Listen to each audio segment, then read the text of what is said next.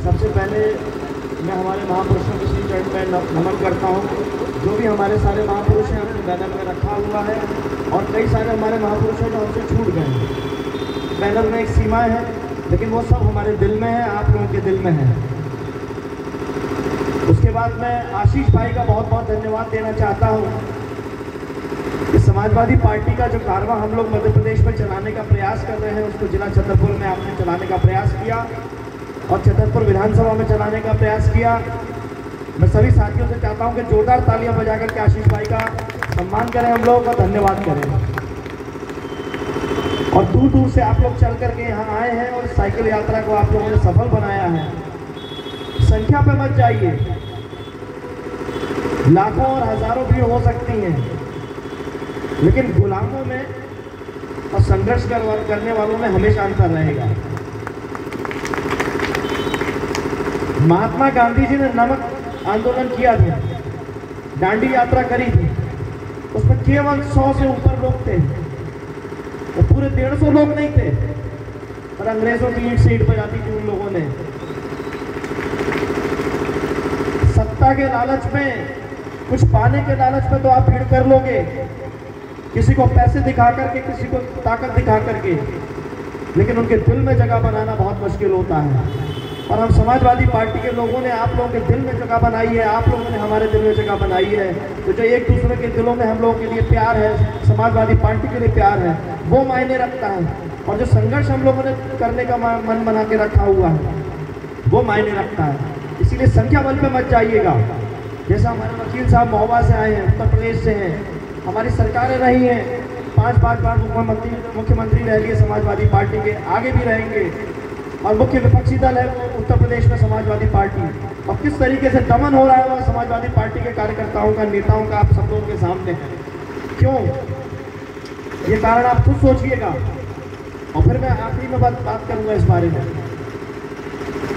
और हमारे बीच में जो साथी मौजूद हैं, दीपक अहिरवार भाई ने, बाबूलाल अहिरवार भाई ने कल अपनी बस्ती में बहुत अच्छा एक कार्यक्रम रखा था।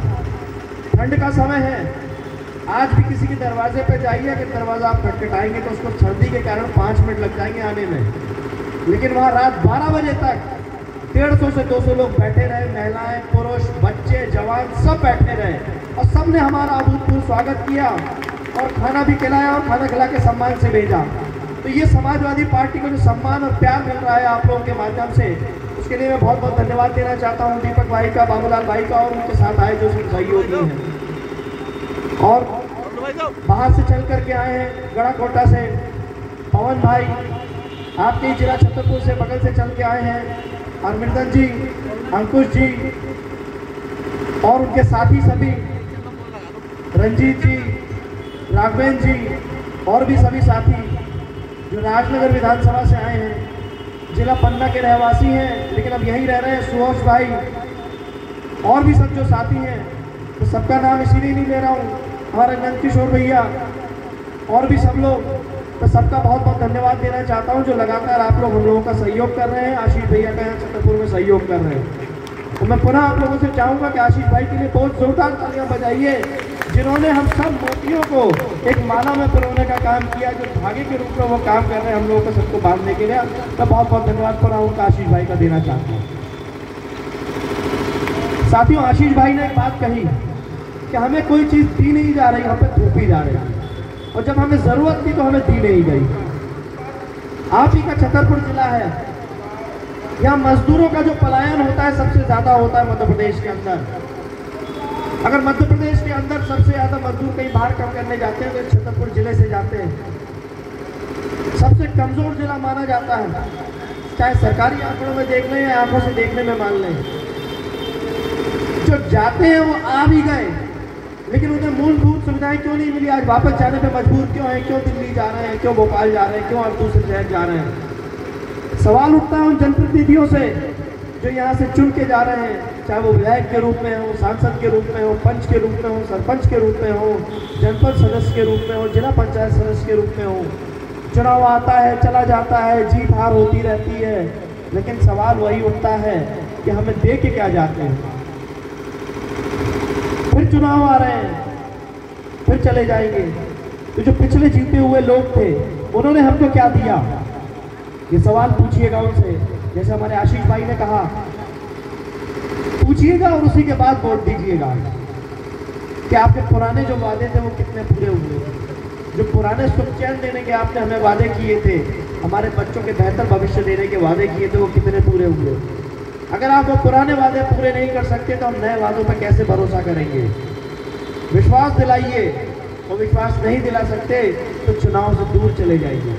आपको अधिकार नहीं है, जो हमारे पुराने वोट को आपने खरीदा हमसे, वो झूठे वादे देकर के आपने हमसे खरीदा था वोट। आप ये सोचते हो कि हमारा वोट अगर बिकाऊ है तो अब बिकाऊ नहीं है।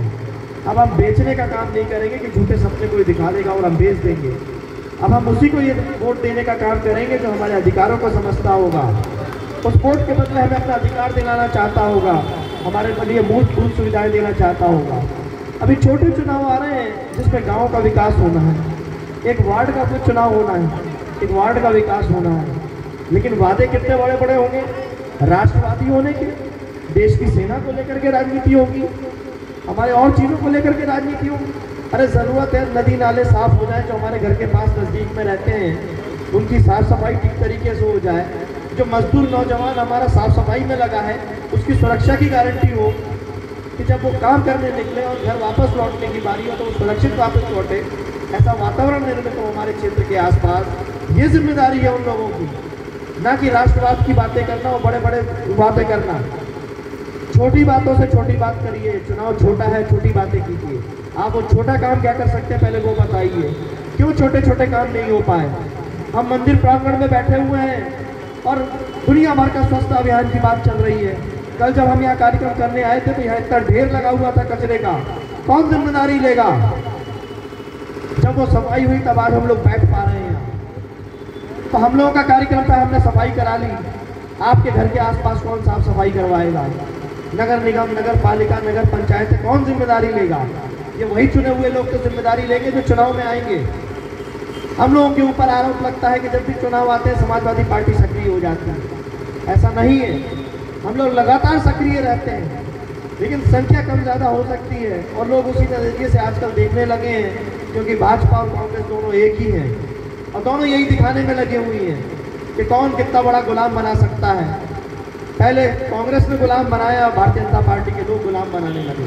हक और अधिकार की बात करो तो गुमराह करने लगे, वो बात ही नहीं करना चाहते। अभी हाल ही में आपने देखा कि जो कांग्रेस से विधायक होते थे वो अब भारतीय जनता पार्टी से विधायक होने का चुनाव लड़ रहे थे। क्या इतनी बड़ी पार्टी जो दुनिया की सबसे बड़ी पार्टी होने के दावा करती है, जिसके पास दुनिया का सबसे बड़ा कार्यालय है चुनाव दिल्ली के अंदर, जिसके पास दुनिया का सबसे बड़ा पैसा है किसी राजनीतिक पार्टी के रूप में, उसके पास 28 सीटों में 28 प्रत्याशी नहीं थे। उसे कांग्रेस पार्टी से आए हुए लोगों को टिकट देना पड़ा। तो जो इतने समय से भारतीय जनता पार्टी में लोग काम कर रहे थे, तो इसका मतलब था कि वो गुलाम बनाने का काम कर रहे थे। उनको जीते हुए लोग चाहिए, सक्षम लोग चाहिए। तो कमज़ोर लोगों को कब आप मजबूत बनाएंगे और उनको सक्षम बनाएंगे। क्या कमज़ोर लोगों को हमेशा कमज़ोर बनाए रखना चाहते हैं। बुंदेलखंड की हम बात करें तो हमेशा पिछड़े क्षेत्र की बात होगी। बुंदेलखंड हमेशा पिछड़ा ही माना जाएगा। आप चल के देखिए उत्तर प्रदेश के बुंदेलखंड को और मध्य प्रदेश के बुंदेलखंड को, आपको अंतर समझ में आने लगेगा। क्षेत्रफल में देखिए, वहाँ के लोगों की बातचीत देखिए, अंतर समझ में आने लगेगा। मध्य प्रदेश बुंदेलखंड के लोग कितने जागरूक हैं और उत्तर प्रदेश के बुंदेलखंड के लोग कितने जागरूक हैं। हक और अधिकार की बात करने में आपको अंतर समझ में आने लगेगा। पिछले चुनाव में 19 सीटें होती हैं बुंदेलखंड की, उत्तर प्रदेश की, हमें 4 सीटें मिली थी।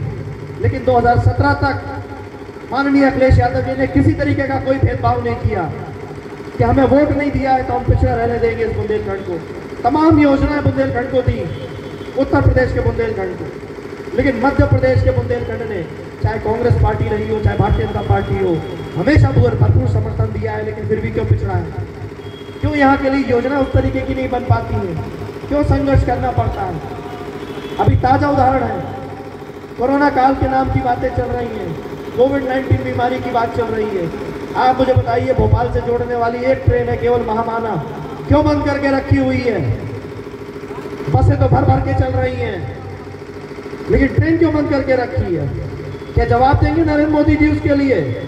उनके साथ अधिकार क्षेत्र में आता है, क्यों? क्योंकि आप बड़ी मुश्किल से यहाँ रेल पहुंची और अब रेल की सुविधा नहीं देना चाहते बुंदेलखंड को। जो एक ट्रेन सीधे राजधानी से जोड़ती है आपने उसको काट दिया, लोगों को दूर रखना चाहते हैं आप। कारण बताते हैं कोविड का।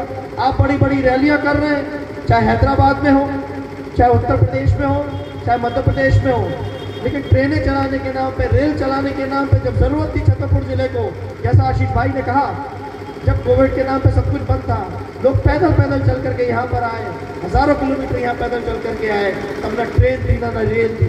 लेकिन रैलियां करने के लिए रेल भी है और रेलगाड़ियां भी हैं, साइकिल भी है, मोटरसाइकिल भी है, बसें भी हैं, हेलीकॉप्टर भी है, सब चालू हो गया। और फिर हमारे राष्ट्रीय अध्यक्ष माननीय अखिलेश यादव जी जब किसानों की आवाज़ उठाने के लिए घर से निकलते हैं तो उनकी गाड़ियां जब्त कर लेते हैं, उनको घर में ही रोकने का प्रयास होता है, तब कोविड-19 का भी बहाना किया जाता है। और आप फिर देख लीजिए 3 महीने बाद, 4 महीने बाद जब चुनाव आएंगे तो फिर आपको रैलियां देखने को मिलेंगी और ये पाबंदियां खत्म हो जाएंगी। अभी मध्य प्रदेश की राजधानी भोपाल में हमने कार्यक्रम करने की कोशिश करी, हमें अनुमति नहीं दी जा रही है, यही बीमारी के नाम से। और वही अभी किसानों के सम्मेलन आपने देखे होंगे भारतीय जनता पार्टी की सरकार जो कर रही है, जहाँ हजारों की संख्या में लोग इकट्ठे हो रहे हैं, वहाँ कोई कोविड-19 की बीमारी नहीं आती।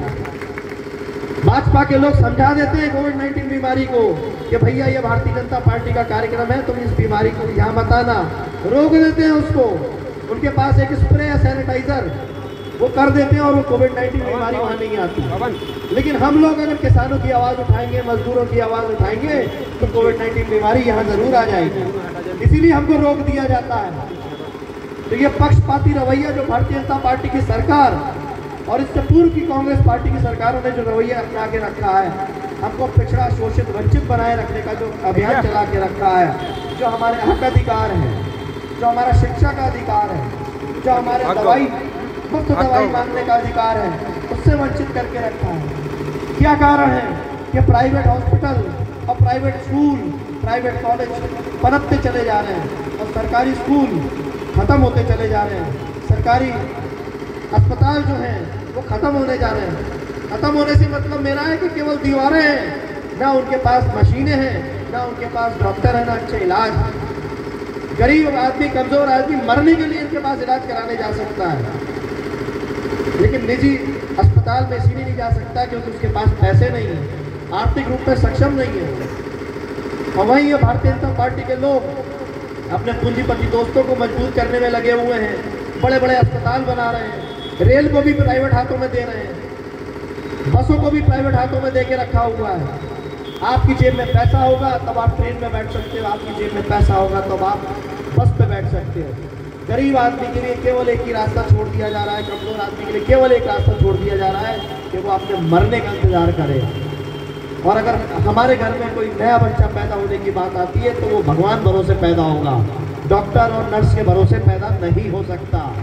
क्यों? क्योंकि हमारे पास पैसा नहीं है और सरकारी अस्पतालों में केवल व्यवस्था मरने की है, जीने की नहीं है, और उसकी जिम्मेदारी कोई लेने को तैयार नहीं है। अभी राजधानी भोपाल के अंदर कोविड-19 का सेंटर बना हुआ है, बिजली जाने से 3 लोगों की मौत हो गई, 3 घंटे बिजली नहीं रही और उनकी मौत हो गई, जिम्मेदारी लेने वाला कोई नहीं। कमिश्नर साहब ने जांच बैठाई, जांच में कोई किसी के ऊपर अपराधी नहीं कायम हुआ। सारे डॉक्टरों को, सारे नर्स को, पैरामेडिकल स्टाफ को और अस्पताल प्रबंधन को बचा लिया गया। जिम्मेदारी डाल दी किसी और के ऊपर, निजी हाथों के ऊपर जिम्मेदारी डाल दी कि विद्युत संचालन की जो व्यवस्था थी वो निजी हाथों पे थी।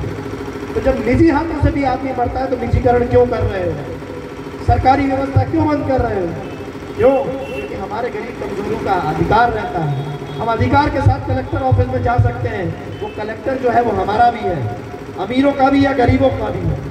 विधायक, सांसद या जिला पंचायत सदस्य या जनपद सदस्य, पार्षद, वो हमारा भी, हमने उसे वोट दिया हो या ना दिया हो, संविधान में ऐसी व्यवस्था है कि वो हमारा है, उसको काम हमारे लिए करना पड़ेगा। हम आवाज़ उठा सकते हैं, लेकिन इस आवाज़ को दबाने का काम किया जा रहा है कि निजी हाथों में ना जा पाए। निजी हाथों में जाएगा तो ना वहाँ आरक्षण व्यवस्था होगी और ना हमारे शोषित वंचितों को आरक्षण मिलेगा और ना उनके बच्चे आगे बढ़ पाएंगे। इसीलिए इनका वापस से वो मनुस्मृति लाने की व्यवस्था लाने का काम कर रहे हैं कि निजीकरण के माध्यम से न आपको आरक्षण मिलेगा और न आप अपने हक अधिकार के माध्यम से बच्चों को भर्ती कर सकते। ये सरकार सामान्य वर्ग के लिए आरक्षण की व्यवस्था लेकर के आई। हम पिछड़े शोषित वंचितों ने किसी ने विरोध नहीं किया। क्यों? क्योंकि हम सबको हक अधिकार देना चाहते हैं। समाजवादी पार्टी भी लगातार यही बात करती है कि सबको हक अधिकार मिलना चाहिए, समाजवादी व्यवस्था होनी चाहिए, लेकिन शोषित वंचितों को क्यों अधिकार नहीं मिल पा रहा, इस पे भी बात होनी चाहिए। हमारे माननीय राष्ट्रीय अध्यक्ष जी लगातार इस बात को कह रहे हैं कि जातीय जनगणना होनी चाहिए और जातीय जनगणना होने के बाद जिसकी जितनी संख्या है उस संख्या के अनुपात में उसको हमसे हिस्सेदारी मिलनी चाहिए, उस अनुपात में उसका हिस्सा उसको देना चाहिए। लेकिन मौजूदा सरकार हिस्सेदारी नहीं देना चाहती। हिस्सेदारी देना चाहती है तो केवल अपने दोस्तों को, अपने पूंजीपति दोस्तों को, आम जनता को नहीं देना चाहती है। क्यों? क्योंकि पूंजीपति दोस्त उनको पैसों की व्यवस्था करते हैं, जब चुनाव आता है उनको हेलीकॉप्टर की व्यवस्था करते हैं, इसीलिए वो हमें हक अधिकार नहीं देना चाहते। और समाजवादी पार्टी का विरोध इसीलिए वो कर रहे हैं, जो मैंने बताया था शुरू में कि मैं आखिरी में बताऊंगा। हमें आंदोलन करने से इसीलिए रोक रहे हैं क्योंकि हम हर गरीब कमजोर किसान की आवाज़ उठाते हैं। माननीय मुलायम सिंह यादव जी ने ये पार्टी बनाई तो इसमें किसान मोर्चा नहीं बनाया। क्यों नहीं बनाया? उनका मानना था कि समाजवादी पार्टी गरीबों और किसानों की पार्टी है। इस पार्टी के अंदर जितने भी लोग हैं वो सब किसान पुत्र हैं या खुद किसान हैं। आज अगर सक्षम हो गए तो वो पहले किसान पुत्र रहे हैं, और आज अगर वो किसानी कर रहे हैं तो किसान, इसीलिए किसान मोर्चा का गठन नहीं किया गया। समाजवादी पार्टी राष्ट्रीय अध्यक्ष श्री अखिलेश यादव जी बार बार इस बात की बात कहते हैं कि जातीय जनगणना हो। दिक्कत कहाँ है? आज डिजिटल युग में जी रहे हैं, आधुनिक युग में जी रहे हैं। तमाम काम आपने मोबाइल से कर दिए हैं, आधार कार्ड से जोड़ दिए हैं, आपने तमाम व्यवस्था कर दी है। गैस कनेक्शन बुक करना हो तो एक नंबर लगाइए और बटन दबाइए। अगर आपको गैस कनेक्शन बुक करना है तो एक दबाइए, नया कनेक्शन चाहिए 2 दबाइए, कुछ और सुविधा चाहिए 3 दबाइए। मोबाइल कंपनियों के लिए भी आपने ये सुविधा दे के रखी हुई है। तो जातीय जनगणना में क्या दिक्कत है? कर दीजिए हमारी जातीय जनगणना, दबा दीजिए। अगर अहिरवार समाज को अपनी जातीय जनगणना करवानी है, एक दबाइए अहिरवार समाज की जातीय जनगणना हो जाएगी। 2 दबाइए यादव समाज की जनगणना हो जाएगी। 3 दबाइए कुशवाहा समाज की जनगणना हो जाएगी। 4 दबाइए गुर्जर समाज की जनगणना हो जाएगी। 5 दबाइए हमारे सैन भाइयों की जनगणना हो जाएगी। सारे समाजों को एक एक नंबर दे दीजिए और मोबाइल से जनगणना करवा दीजिए, और जिसकी जितनी संख्या आ जाए उसकी हिस्सेदारी दे दीजिए। 1 महीने में सारा काम हो सकता है, लेकिन करना नहीं चाहते हैं। ये नोटबंदी 8 बजे कर सकते हैं, बिना बताए कर सकते हैं। ये जीएसटी रात में 12 बजे लागू कर सकते हैं, लेकिन जातीय जनगणना ये कभी नहीं कर पाएंगे, क्योंकि यह आपके हक अधिकार और वंचित ही रहने देना चाहते हैं। आपको शोषण करना चाहते हैं। आज अपने पूंजीपति दोस्तों के साथ शोषण करने की तैयारी है। हर चीज़ अपने दोस्तों को बांट देना चाहते हैं, लेकिन हमारे साथ नहीं बांटना चाहते हैं, क्योंकि ये पूंजीपतियों की सरकार है। इनके साथ जो सहयोगी हुआ करते थे भारतीय जनता पार्टी के, आज धीरे धीरे सब छोड़ के जा रहे हैं। क्यों छोड़ के जा रहे हैं? सवाल करना है हमको। पूरे देश में ऐसा वातावरण निर्मित किया जा रहा है कि भारतीय जनता पार्टी के खिलाफ है सब लोग, नरेंद्र मोदी जी के खिलाफ है सब लोग। हम किसी के खिलाफ नहीं है, हम व्यवस्था के खिलाफ हैं। जो व्यवस्था आपने दी हुई है, ये हमारा संवैधानिक अधिकार है, उस व्यवस्था के लिए हम हक अधिकार मांग सकें। आप हक अधिकार नहीं दे रहे हो, उसका विरोध कर रहे हैं। नरेंद्र मोदी जी की सरकार, एनडीए की सरकार 40 से ऊपर पार्टियों के साथ समझौता करके सरकार चला रही है, लेकिन हम अगर किसी के साथ समझौता कर लें तो ये दिखाने की कोशिश की जाती है कि हम लोग सब लोग समझौता करके एक अकेले बेचारे नरेंद्र मोदी का पीछे पड़ गए। भारतीय जनता पार्टी या मोदी जी कभी ये नहीं बोलते कि हमने 40 पार्टियों के साथ संगठन करके ये सरकार चलाई हुई है। वो हमेशा अपने आप को बेचारा बताना चाहते हैं और गुमराह करना चाहते हैं। जिस तरीके से नोटबंदी करी, 60 दिन में 60 बार बदलाव किए और कारण आज तक नहीं बताया। उस नोटबंदी से आतंकवाद खत्म हो रहा था। कहाँ आतंकवाद खत्म हुआ भैया? आज जो किसान आंदोलन कर रहे हैं उनको आप आतंकवादी बताने लगे। तो अगर आतंकवाद खत्म हो रहा था तो ये किसान आतंकवादी कैसे हो गया? अब किसान आतंकवादी है तो फिर आपकी सरकार क्या कर रही है? इन आतंकवादियों को क्यों खुले में छोड़ के रखा है? ये गोलमोल रवैया इसीलिए क्योंकि जिन लोगों का किसानी से कोई लेना देना नहीं है वो किसानों के बुरे बन जाए, और जिन लोगों का किसी और चीज़ से लेना देना है, व्यापारियों को किसी से लड़ा दिया, किसी को किसी से लड़ा दिया, क्या केवल लड़ाने का काम है। जैसे हमारे आशीष भाई ने कहा था कि उत्तर प्रदेश में जब चुनाव हुआ तो हमें शमशान और कब्रिस्तान में लड़ा दिया, ईद और दिवाली में लड़ा दिया, बिजली आपूर्ति में बता दिया कि साहब ये तो ईद पर बिजली की दे देते हैं, दीपावली पर काट देते हैं, शमशान के लिए काम नहीं करते, कब्रिस्तान के लिए काम करते हैं। तो सब जो इनके खिलाफ बात करेगा वो सब पाकिस्तानी हो जाएंगे, वो भारत विरोधी हो जाएंगे, देश विरोधी हो जाएंगे। अकेले राष्ट्रवादी कोई है तो ये भारतीय जनता पार्टी के नेता है। पर हम इनसे गिनती पूछना चाहते हैं कि हमें काम तो बता दो भैया, ऐसा राष्ट्रवादी कौन सा काम करा दिया। आज हमारा जवान शहीद हो रहा है, उसके लिए कौन सी योजना लेकर के आए वो बता दो। क्यों उसकी सुरक्षा की गारंटी नहीं है। माननीय मुलायम सिंह जी जब रक्षा मंत्री थे उन्होंने उसकी सुरक्षा की गारंटी दी थी। अगर हमारा कोई शहीद शहादत दे देता है तो उसका पार्थिव शरीर उसके घर में सुरक्षित पहुंचे और सम्मान के साथ पहुंचे, ये व्यवस्था माननीय मुलायम सिंह जी ने दी। पहाड़ी क्षेत्र में जो हमारे जो सैनिक काम कर रहे हैं, जो वीर जवान काम कर रहे हैं, उनकी आय 4 गुना बढ़ा दी थी, ताकि जो पहाड़ी क्षेत्र में सर्दी में बर्फ में काम कर रहे हैं उनको पारितोषिक मिले, सम्मान के साथ मिले, और जो भी संघर्ष कर रहे हैं सेना के अंदर उनको उचित सम्मान मिले। इस व्यवस्था का काम किया हमारे माननीय मुलायम सिंह जी ने रक्षा मंत्री रहते हुए। तुलना करके बता दे भारतीय जनता पार्टी का कोई भी रक्षा मंत्री,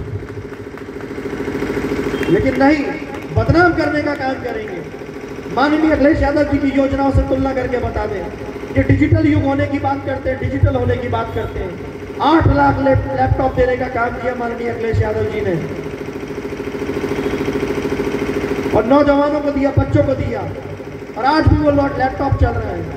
बता दें नरेंद्र मोदी की सरकार के कितने लोगों को, बच्चों को क्या सुविधा देके रखी है, और डिजिटल के लिए कौन सा योगदान है उनका। इनका डिजिटल के लिए केवल इतना योगदान है कि जो सरकारी मशीनरी थी जो BSNL के माध्यम से चलती थी वो जियो को बेचने का काम किया है, उन्होंने अपने दोस्तों को बेचने का काम किया। BSNL में जो हमारे सरकारी कर्मचारी थे, हम लोगों के जो लोग थे, उनको निकालने का काम किया। ये चाइना का विरोध करते हैं, और जियो के माध्यम से जितनी चाइनीज चीजें इस्तेमाल होती हैं, जितने चाइनीज मोबाइल आ गए, कैसे आ गए।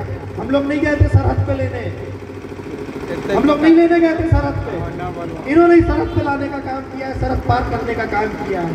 आज घर घर में जो झालरें लटकी हुई हैं, जो बल्ब लटके हुए हैं, जो मोबाइल हम इस्तेमाल कर रहे हैं, ये चाइना के माध्यम से कैसे आ गए। जवाब देंगे राष्ट्रवादी सरकार, क्योंकि इनकी चाइना के साथ में दोस्ती है।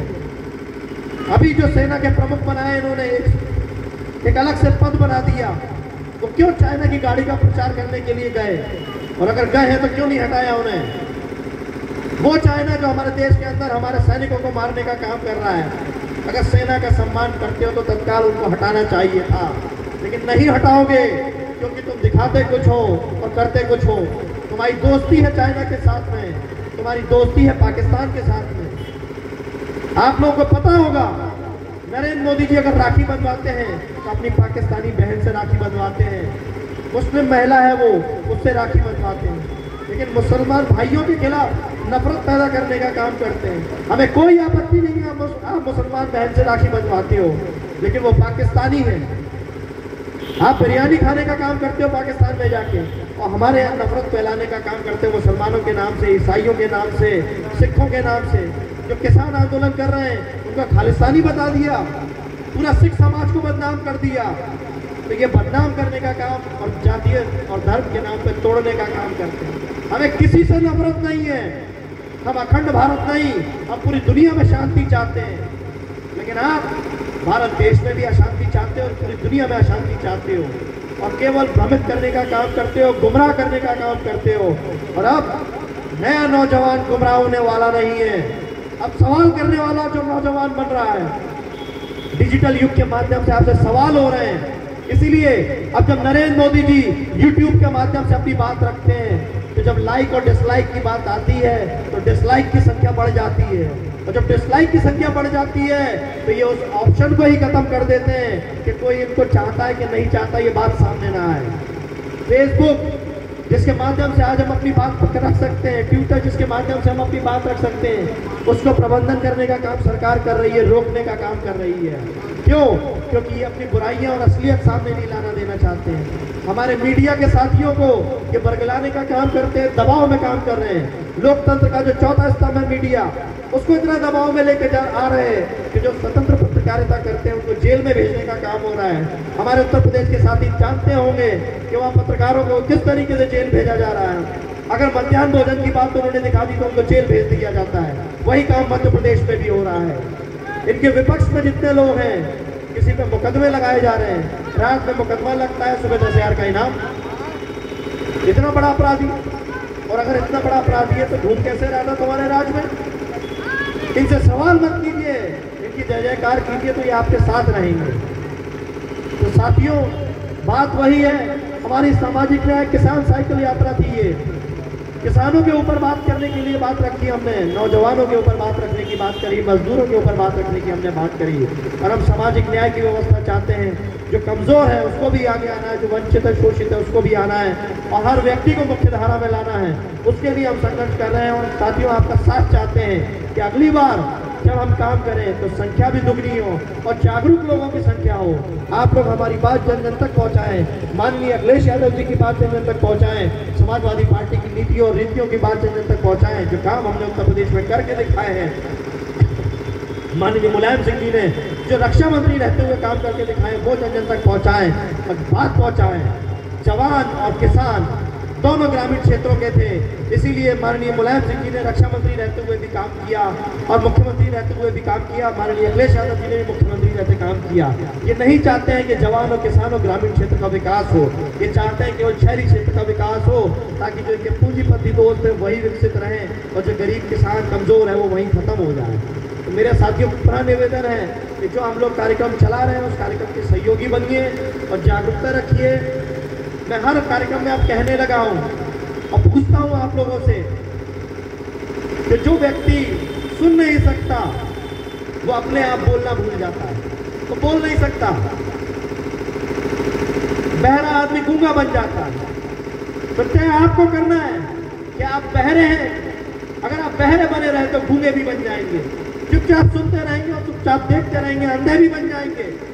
आपका कान खराब हो गया, आपका मुंह भी खराब हो गया, आपकी आंखें भी खराब हो जाएंगी, आपके हाथ पैर भी खराब हो जाएंगे और आप पूरी तरीके से विकलांग बन के रह जाएंगे। आपको तय करना है कि आपको विकलांग बनना है या एक जागरूक नागरिक बनना है। आपको अपनी आवाज बुलंद करनी है कि नहीं करनी है। जैसे आशीष भाई ने बात कही थी, आने वाली पीढ़ी को हमें जवाब देना है। आज हमें गर्व है, हमारे परिवार के लोग स्वतंत्रता आंदोलन में साथ थे, गद्दारों के साथ नहीं थे, सावरकर के साथ नहीं थे जो माफी मांगते थे। हम फर्जी लोगों वाले वीर नहीं हैं, हम वास्तविक वीर हैं जो ग्रामीण क्षेत्रों से जुड़े हैं। हम सेना में भी जाते हैं, हम किसानी भी करते हैं, मजदूरी भी करते हैं। हम वो वीर सावरकर नहीं है जो माफी मांग करके वीर हो जाएं। हम लोग काम करने वाले हैं, कर्मवीर समाज के लोग हैं। हमारी जातियां जितनी हैं वो सब कर्मवीर समाज की लोग हैं, गुलामी समाज की लोग नहीं हैं। हम काम करने वाले लोग हैं, असल वीर हम लोग हैं और इसीलिए वीरता के साथ हम जिएंगे, वीरता के साथ ही हम मरेंगे। गुलामी हम लोग नहीं करेंगे, ये हम लोग साबित करते हैं और करते रहेंगे। इसी के साथ मैं चाहता हूं कि आप सब लोग मेरी आवाज के साथ आवाज बुलंद करें। समाजवादी पार्टी जिंदाबाद, जिंदाबाद जिंदाबाद। माननीय अखिलेश यादव जिंदाबाद, जिंदाबाद जिंदाबाद। माननीय अखिलेश यादव जिंदाबाद, जिंदाबाद जिंदाबाद। धरती पुत्र मुलायम सिंह जिंदाबाद जिंदाबाद। धरती पुत्र मुलायम सिंह जिंदाबाद जिंदाबाद। समाजवादी पार्टी जिंदाबाद, जिंदाबाद जिंदाबाद। बहुत बहुत धन्यवाद। भैया बुलाइए, बोलो।